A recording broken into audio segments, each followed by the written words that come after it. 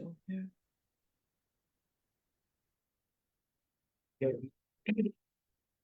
good morning, good morning. So because it's a very special day, it's one of the most important days on the Civic calendar, as we'll soon explain. So today's class will be just to touch a little bit on what this day involves. Just want to begin with the fact that in 1943, which is when the previous Rebbe was here in America, when he began speaking, he said, Jujantiv, today is the birthday of Shnei HaMa'iris HaGedolim, the two great luminaries. In the Chumash, the two great luminaries is the sun and the moon. And saying two great luminaries, referring to the Baal Shem Tov and the Alter Rebbe. And the Frierdiker Rebbe said this is the first time that he heard it from his father was 50 years ago. In other words, he had that year turned bar mitzvah, and that was the year that his father said this to him. So from this we understand that a lot of the details, maybe almost all 90% of what we're going to hear now or anything else about Chayel, most of it was unknown for many years, and most of it was shared with everyone else by the previous Rebbe. He's the one who began to share a lot of the things that were passed down from Rebbe to Rebbe, information that most Chassidim never knew. And one of them is regarding Chayel, and that it's a Yontiv, and that we celebrate this day, and so on. So on this sheet of paper, I wrote down what comes to my mind, about 9 different things. There's more to add that are all related to Chayel, pretty much. I'll go through them and a little bit of the history related to each one. First, I want to go over it briefly, and then a little bit more detail. So, of course, the first thing is the birth of the Baal Shem Tov, which means without that, there would be no Chassidus. He was the one that Hashem sent down to this world to begin this new path, open a new door in how to serve Hashem, which is the path of Chassidus. And we see the significance of the day that, as you see, number 2, Baal Shem Tov began studying with Achi HaShiloini. He studied Chassidus with Achi HaShiloini, who was actually one of the Nevi'im, one of the prophets. He was the teacher of Eliyahu HaNavi, and he's the one who taught the Baal Shem Tov Chassidus. But the day that he began learning with him was also on his birthday, Chai Elul. It was the year that he turned 26 years old. And they studied for 10 consecutive years. And after the 10 years were over, on that same day, Chai El, again for the 3rd time, was the day that the Baal Shem Tov came out in the open. Until then, it was hidden, and no one even had an idea that he was a Torah scholar altogether. But certainly the teachings of Chassidus, which was taught to him, now he began to reveal it to students and spread it into the world. I just wrote this in chronological order, so I wrote that the Alter Rebbe's parents, they got married, even though they got married actually on a Friday years ago. There were many weddings that happened specifically on a Friday. I'm not sure exactly the reason why that was, but it was on a Friday, and the meal went into the Friday night, into Shabbos. So Reb Baruch and Rebbe Tzemivka, these are the parents of the Alter Rebbe, they were both followers of the Baal Shem Tov. And when they asked him for his consent for the Shidduch, he gave his consent, but he said that they need to get married on Chayel. Chayel was Shabbos that year, so he told them it means they should get married Friday going into Shabbos. So the wedding was on Chayel. The Alter Rebbe was born also on Chayel. So again, the Alter Rebbe was the founder of Chassidus Chabad, which means within the Chassidic the world itself was in the path of Chassidus. There are many smaller paths, and one of them is Chabad, and the Alter Rebbe is one who founded the path of Chabad. Another major event that's related to our Chassidus is the Mittel Rebbe. And then when the Mittel Rebbe became Rebbe, which is of course after the Alter Rebbe passed away, the Alter Rebbe passed away. It was a result of, whatever goes on from heaven was heavenly, but down here on earth, his passing was a result of the war, the war between France and Russia, which was in 1813, and the Alter Rebbe was on the run in the cold, freezing Russian winters, and eventually got sick, and he passed away, and the home of the Alter Rebbe was burnt down, and the city was destroyed, and the Mittel Rebbe was looking for a new city where to settle. So he was the one that settled in the city of Lubavitch. So the Alter Rebbe himself didn't lead Hasidim while he lived in Lubavitch.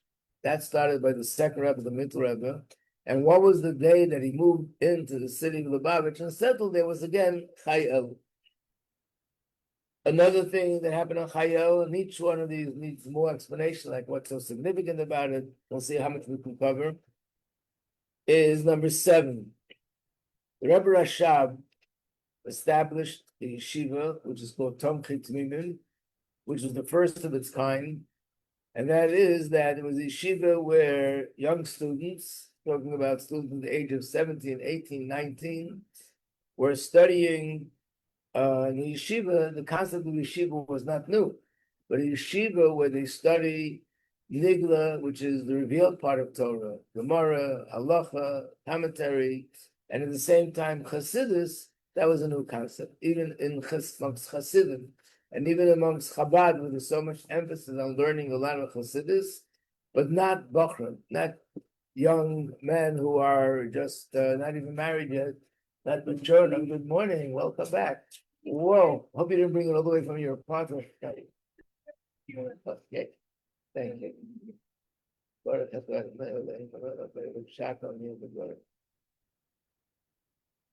Just on time. Yes. Okay, you gave me water, I'll give you this. Okay. Trading. Yeah.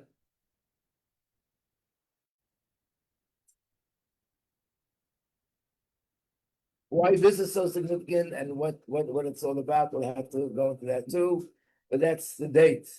It's interesting that it was actually established on the 15th of Elul. That's when the Rebbe Rashab announced that he's going to establish such a yeshiva.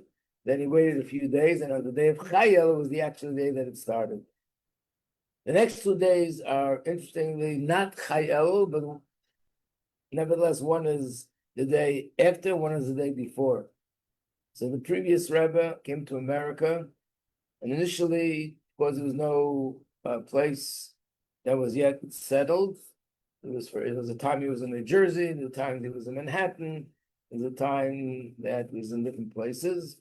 And eventually he moved into 770, which became the headquarters of Chabad, where from here the Hasidus spreads to the whole world. That was also on Yutesel, the 19th of Elul. On the 17th of Elul, this happened in our times, 1988. The Rebbe gave out a sikha and spoke about the importance of developing 770 to make it much bigger. And he explained how it's not just a matter of space, but more about it spiritually. Again, hopefully we'll get time to explain it. And and that was the day before, the day which was leading into Chayel, Yud Zayin Elul. Number 10 is another point, and that is that from today until Rosh Hashanah, there are exactly 12 days. So Baal Shem Tov said that every day corresponds to a month. And every day we have the ability to correct whatever was lacking throughout that month of the year. So that means that today, Chai Elul, we can correct whatever went wrong on Tishrei. tomorrow, the 19th of Elul, we can correct whatever went wrong in Heshvan, and so on and so forth.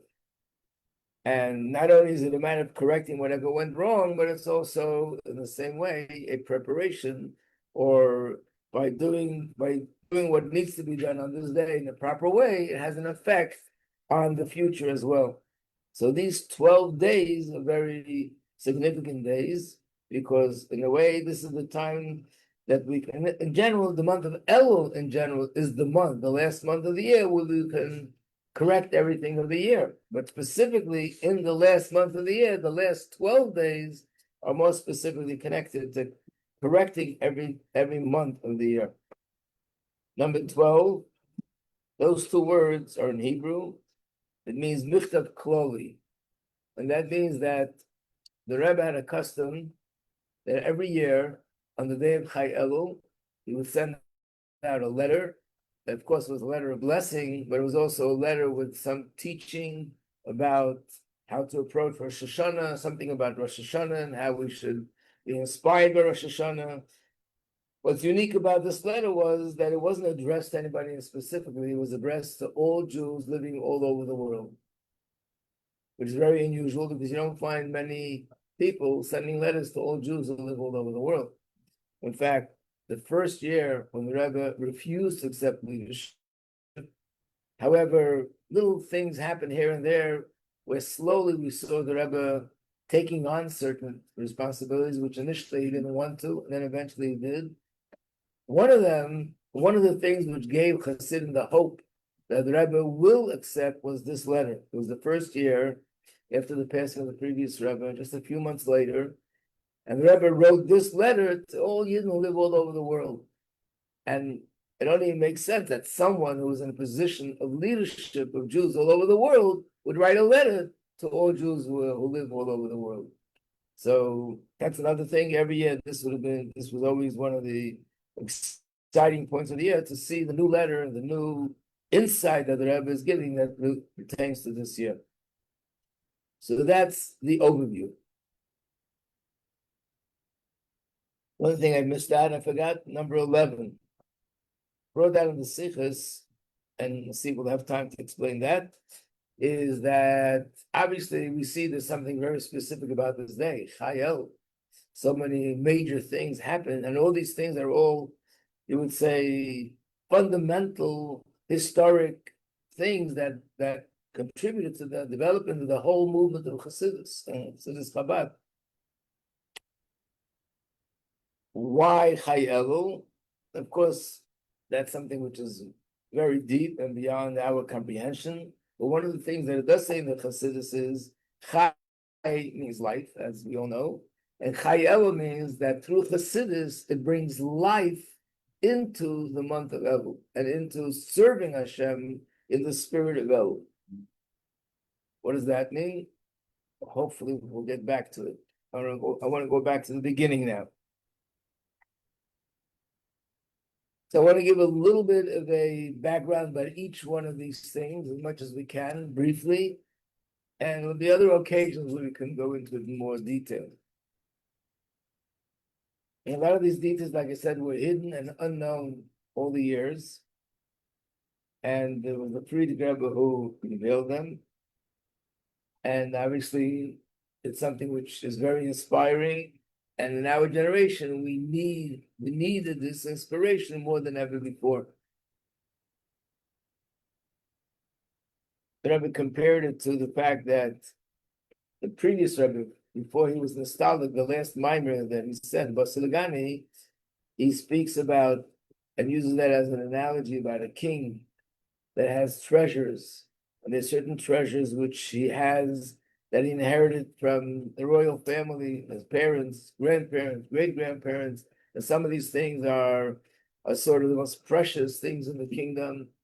He doesn't use them, he doesn't even take it out, he doesn't even show it to people, like it's just known, this is something, it's almost like through this, the chain of royalty passes on from generation to generation. There's only one thing where the king will not only take it, but these gold and silver, whatever, it's all very precious and very, very valuable. He would take it if there was a need, because there's a war with an enemy and you need to defeat the enemy, for that he would be even ready to take this, mainly sell it and use the money to finance his army so he can defeat his enemies. And the Baruchnis means that Hashem gives us unprecedented kayach, strength, when it comes to the time of war, meaning a spiritual war, and we need to overcome exceptional challenges. So the Rebbe once said that the stories that the previous Rebbe revealed, the things that were hidden for generations about what happened to the Baal Shem Tov, the Alter Rebbe, was only known by the Rebbeim themselves. The fact that the previous Rebbe revealed them, this is part of that revealing the hidden treasures in order to enable us to overcome the challenges of this last war before Mashiach. So briefly, the Baal Shem Tov, the birth. The story with the birth of Baal Shem Tov is the Baal Shem Tov had his parents. His father's name was Rabbi Eliezer. His mother's name was Sarah. And they were both tzaddikim. In fact, he was also a hidden tzaddik, his father. And they were not blessed with children. And Baal Shem Tov was born when they were much older. And the story behind the birth of the Baal Shem Tov was that, of course, the parents were given this blessing because of their greatness and their righteousness, but there was one sort of last test that was done to see if they deserve it or not. And that is that this Rebbe Lezer, right before Shabbos, some unexpected guest knocked on the door and wanted to be there for Shabbos. And he, of course, invited him in. But it turned out this was the guest would be your nightmare guest. He basically had no desire to go to shul. He started off the evening by saying that he's hungry. This is before the meal, before davening, before anything. And he started to eat the food. Very rude person. And in fact, he ate so much that other results happened after that, which I'm not going to go into, describe the gory details. This happened Friday night. This happened Shabbos day. Anybody else would have just grabbed him by the collar and showed him the door. And he said, this is my guest. This is my mitzvah of welcoming a guest. And I'm not going to allow, I'm going to respect him, whatever it is. And that's what happened all Shabbos. But when Shabbos was over and he made Havdalah, suddenly that person took on a whole different image. And he said to him, you should know that I'm not an ordinary person. I'm Eliyahu Navi. And I was sent from Shamayim to test you, to see if you deserve this bracha. And you basically passed the test with flying colors. I'm not sure he said flying colors. I'm just giving over the idea. You passed the test, and therefore you'll be blessed with a son.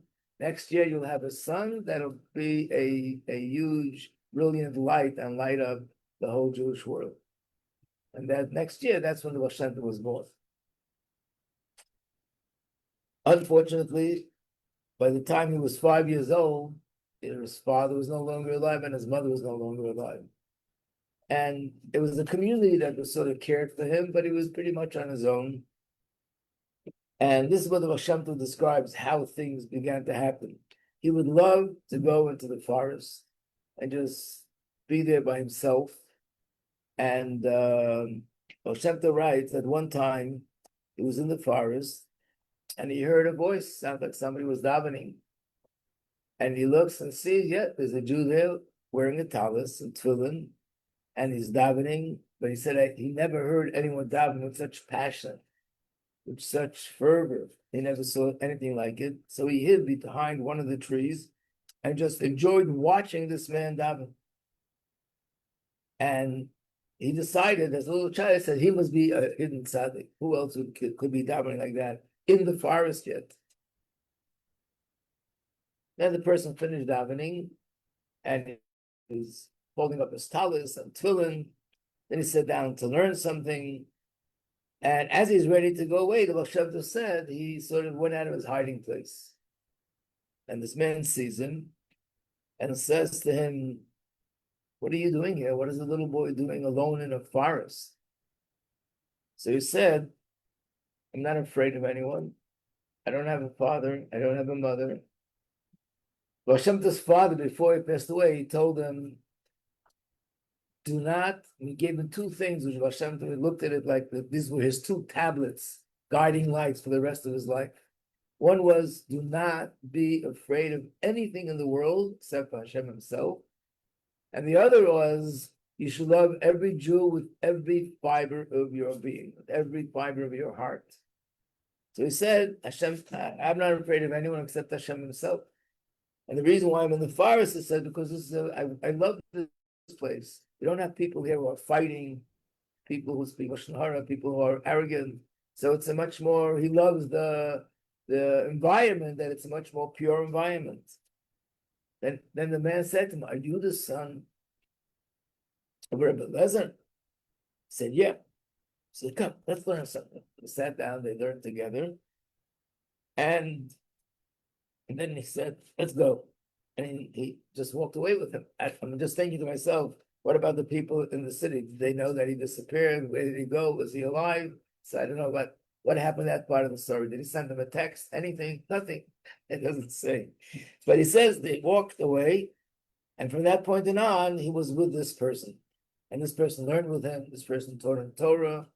And after a number of years, this person said, now I'm going to transfer you to another person who is from the group of these hidden tzaddikim, and he's going to teach you. His name was Rabbi Meir. And again, also this person looked like a simple, just worker, but in truth, he was a very big tzaddik, a hidden tzaddik, and he would teach him. And slowly the Baal Shem Tov became involved with the whole group of people that were all part of these hidden tzaddikim.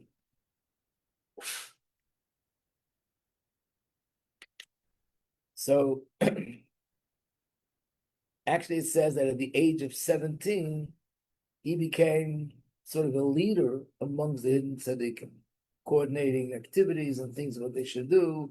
Mainly, what they would do is they would go from, in those days it was before Chassidus, because Baal Shem Tov was not yet with Chassidus, but Kabbalah was out there, and these were all people who followed the way of Kabbalah, which is already sort of an orientation to what Chassidus teaches. The leader at that time of that movement was actually someone called Rabbi Adam Baal Shem. And nevertheless, apparently he was also leading the group in terms of different activities that they can do to spread the hidden secrets of Torah and to be able to spread the principles of Chassidus, which one of them was this unconditional love for every Jew. And that was the Baal Shem Tov at the age of 18. The next thing that happened in his life, which is number 2, that he began to learn Achia Shiloni. So Baal Shem Tov says, and I guess he wrote this, how this happens. It's all in writing, found in writing. He said it was once a Friday night, and he was actually Friday afternoon, and he was overcome with a very deep sleep. He couldn't fight it, fell asleep. And he saw an older person, and he said to him, do you know who I am? He said, no. So he said, you should know that I was sent from heaven to teach you Torah, and therefore I'm telling you now that starting after Shabbos, we're going to meet out in the outskirts of the town, near these big mountains, and I will tell you exactly what you need to do. However, no one is to know that we're learning together. In fact, right now, not even your wife should be aware of what we're doing, until I'll tell you that it's okay. And I asked him, so what is your name? Who are you? He says, with time, you'll know. Baal Shem Tov said that he woke up, and he said to himself, okay, it was a dream. He didn't take it, very seriously. And it was before Shabbos, so he went to the mikveh, went to immerse himself in a mikveh. And he said, as he went into the water, he used to immerse himself with his eyes open. As he went into the water, he saw this person again. And he says, once he saw the image of this person, he suddenly was overcome with such fear, and he realized that something changed in him. Not only he realized, but he said, people in shul walked over to him and said, everything okay? You look different. There's something going on. His wife said it to him. His brother-in-law said it to him. but he didn't say anything to anybody. And he just felt that certainly this is not a dream, this is something very real. And obviously, in the merit of my parents, I merited to have this opportunity. So when Shabbos was over, the next day, Baal Shem Tov said he went to that spot. He went to the mikveh before, was going to meet this person. Then he went outskirts of the town. He told him between the second and the third mountain, and there he sees this person who he saw in his dream. And he took him by the hand and he walked over to a cave. He walked into the cave. There was a table there, 2 chairs, no sefer, nothing. The man pulled a sefer out of his pocket and they sat down to learn. The Baal Shem Tov said when they started to learn from this sefer, his eyes opened up. He felt like don't forget, this is the Baal Shem Tov at a point in his life, 26, where he was already a big tzaddik, already had tremendous knowledge of Torah. He had tremendous knowledge of Kabbalah, the hidden secrets of Torah. And nevertheless, he says that the pathways of heaven opened up to me, things that I never knew before. They learned for 2 hours. And then he said, that'll be enough for today. And tomorrow we'll meet again. But again, remember, nobody is supposed to know that we're learning together. So Shem Tov said again, so who are you? He said, in time you'll know. And he didn't tell them. A year later, imagine they were learning together for a year. And by the way, he knew it's not Eliyahu Navi because he already met Eliyahu Navi. So he knew that it's not him. A year later, when they finished learning after a year, so he turned to him and he said, I am Achia Shiloini. If someone would tell you, hello, I'm Achia Shiloini, you tell him, nice to meet you. Well, Shem Tov, when he heard those words, he fainted. Who was Achia Shiloini? Achia Shiloini is a Navi that lived in the times of the prophets. He was also the Rebbe. He was the teacher of Eliyahu Navi. He was part of the rabbinic court of David HaMelech. In fact, Rambam writes this in his book of Rambam, that he was one of the people that he left Egypt together with all the Jews, and he lived a few hundred years until that time. So you're talking about somebody very unusual. And this Achia Shileni, obviously he passed away like everyone else, but nevertheless he came to teach Kabbalah to the Baal Shem Tov.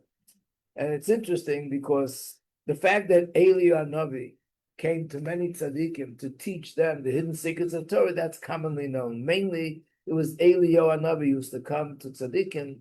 Even Gemara we find that Eliyahu Navi used to come to people to teach them Torah and things like that. But this was different. This was Achia Shileni, the teacher of. So obviously, Baal Shem Tov, knowing who these great people are, was so overwhelmed that he fainted.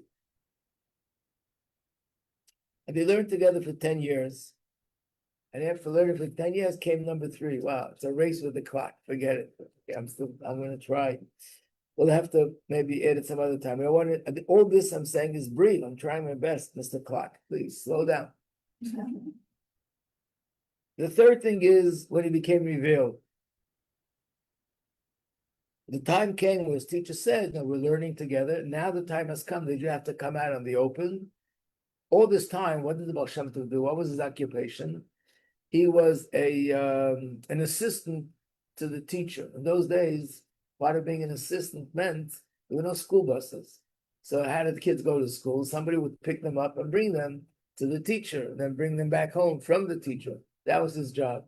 Simple person. People thought of him as a simple person, not very knowledgeable.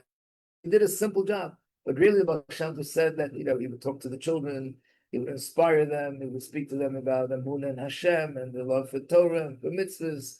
In fact, he said the best years of my life were those years when I was working with the little children. The Mezritcher Maggid said that we would wish upon ourselves that to kiss a Torah scroll with such love and such affection that the Baal Shem Tov had when he would kiss these little children, because the Baal Shem Tov, in a sense, was like building the Hasidic movement, but starting with these children. But to come out in the open as a teacher, Baal Shem Tov didn't want to, for 2 reasons. First of all, we always find by tzaddikim, they refuse to accept leadership because of their humility. And the first sort of example to that is Moshe Rabbeinu. But Hashem told him, not an angel and not a prophet. Hashem said to him, you're going to be the leader to take the Jews out of Egypt. He gave Hashem a very hard time. It says in the Chumash that he said, Hashem, why me? My brother, my this one, my that one. The Medrash elaborates that not only gave Hashem a hard time, but they were debating the issue for an entire week. Until Hashem said, okay, enough. You're just going out there. No more debates. And same with many tzaddikim. The Gemara tells a story with a certain rabbi, his name was Rabbi, that they wanted him to become the new leader. He ran off to another country. They shouldn't get him. They had to go there and bring him back. So it's a little bit different than secular leaders that get up and say, I'm the greatest and I'm the best. Everybody votes for me. No one's going to do a job as good as me. The tzaddikim does the opposite because of the humility, didn't want that position. The second reason was that he knew that when he comes out to teach Chassidus, which is something new, there's going to be a lot of opposition. And of course, that's something which was against his brain to the core. He didn't want that. So there's a long story about that, of how the Baal Shem Tov refused and how he was told that he must reveal himself, came to a point where his teacher said to him, I want to let you know that I'm no longer coming to teach you. I'm no longer going to be meeting with you until you agree to come out in the open. Now there are a lot of details of how this happened, but ultimately he was given a message about what is the purpose. Everyone has a reason why their soul came down to this world. He was given a reason why his soul came down to this world. And based on that reason, he understood that if he doesn't go out and teach what he's supposed to be teaching, then there's no point in him being in this world anymore. So therefore, there's really no choice. And what was the story? The story was that there was a man in Tzfas who lived about 200 years before him. And this man was a simple Jew. And one day, it was midnight, he heard a knock on the door and asked, who's there? And the answer was Elul Navi. And he walked into the house. The house was immediately transformed with a brilliant light. And he said to him, I was sent from heaven to tell you when Mashiach is coming. This is the secret that everybody would want to know. And why are you meriting to have that done? Because on the day of your bar mitzvah, you did something so outstanding. This is your reward. But could you tell me what is it that you did on the day of bar mitzvah? Because I don't know. So he said, whatever I do only for Hashem. And nobody has to know what I did. It's between me and him. And if because of that you're not going to reveal the secret to me, so let it be. But I'm not sharing with anyone, even Elul Navi, what is it that I did for Hashem. And that's what happened. He left. But when he left, went back to the heavenly court and told them what happened, they said, now he really deserves a reward, and he was sent back to come down and teach him Torah. This person became a brilliant Torah scholar, a very big tzaddik, and he was on a very, very high level, but unknown. He was a hidden tzaddik for the rest of his life. And when his life came to an end, and he came to the hidden heavenly court, they ruled that even though he lived a perfect life, and because of that, he really deserves to be in the highest place in Gan Eden. But the one thing that he didn't do was that he didn't share with anyone else his Torah knowledge. So his soul is going to come down to this world again. This time he will share his Torah knowledge, and in that way he'll be able to correct what was lacking the first time. So he told the Baal Shem Tov, that's you. That's why your soul came down again. So if you choose not to share with the rest of the world your knowledge, then there's no reason for you to be here anymore. So eventually he agreed. And the day that he came out in the open was also on Chayil. It was his birthday. And on that day, he came out in the open.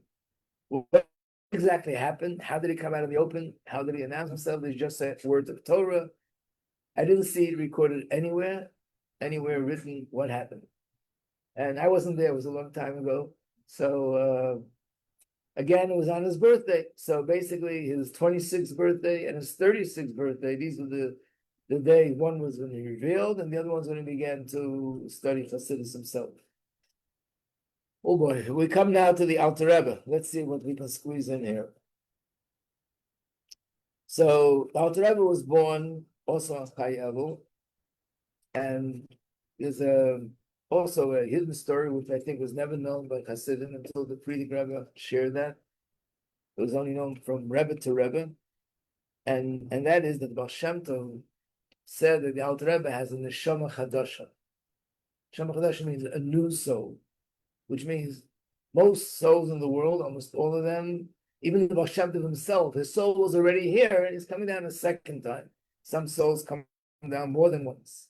But the neshama chadasha is very rare. The neshama chadasha means a soul that was never here in this world. And obviously that soul has a different kind of potential.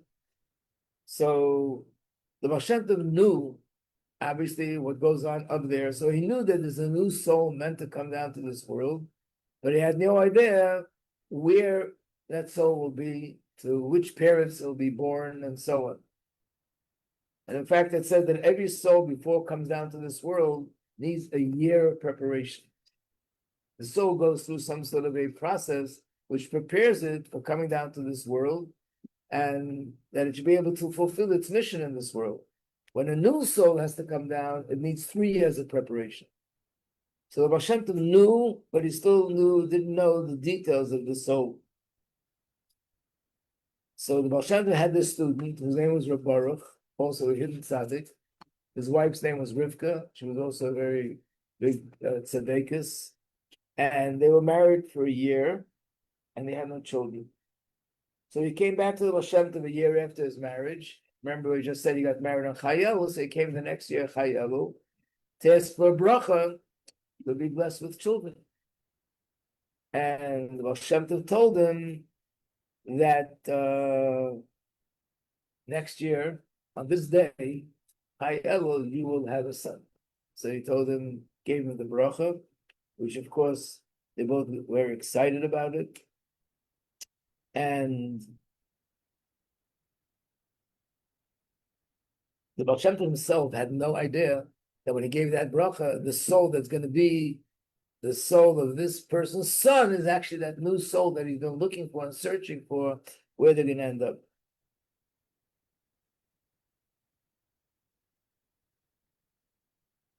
But the Baal Shem Tov that year was normally, when it came to the time of Tishrei, Rosh Hashanah, it was a very serious time.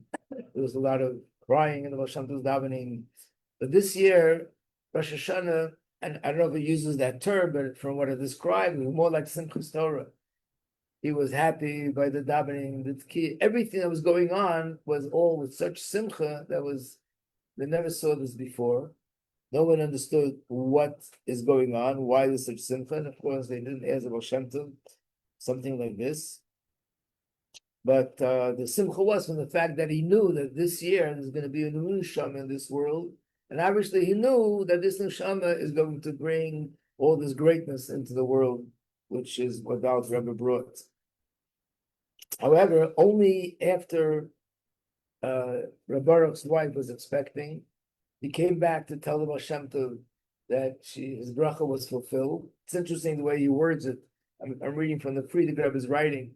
He said, even though they were certain that the Baal Shem Tov knows already that the bracha was fulfilled, because he was the Baal Shem Tov, nevertheless, they still went back to let him know that his bracha was fulfilled.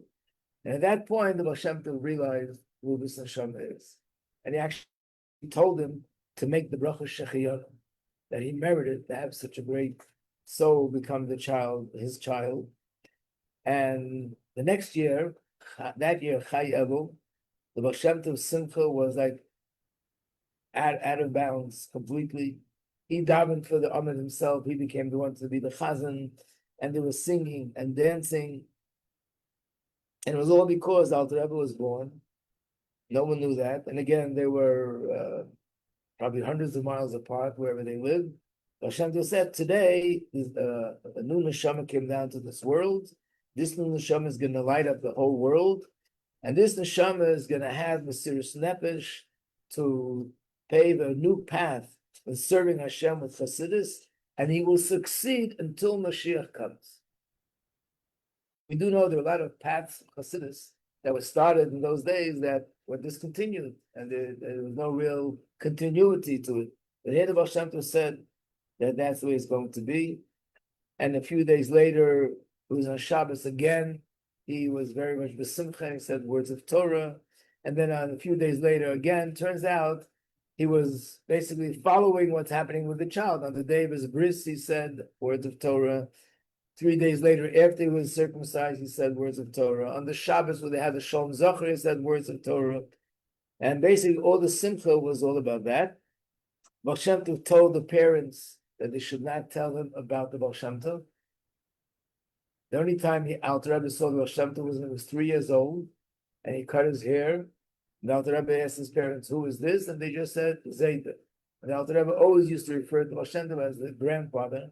But Baal Shem Tov cautioned them, "Do not tell him about me, and do not tell him anything about Chassidus." And basically, not tell him anything about me. Baal Shem Tov said he is supposed to be a student of my student, not my student. So therefore, he has to be connected to my successor. And don't tell him anything about Chassidus because he has to arrive to it on his own.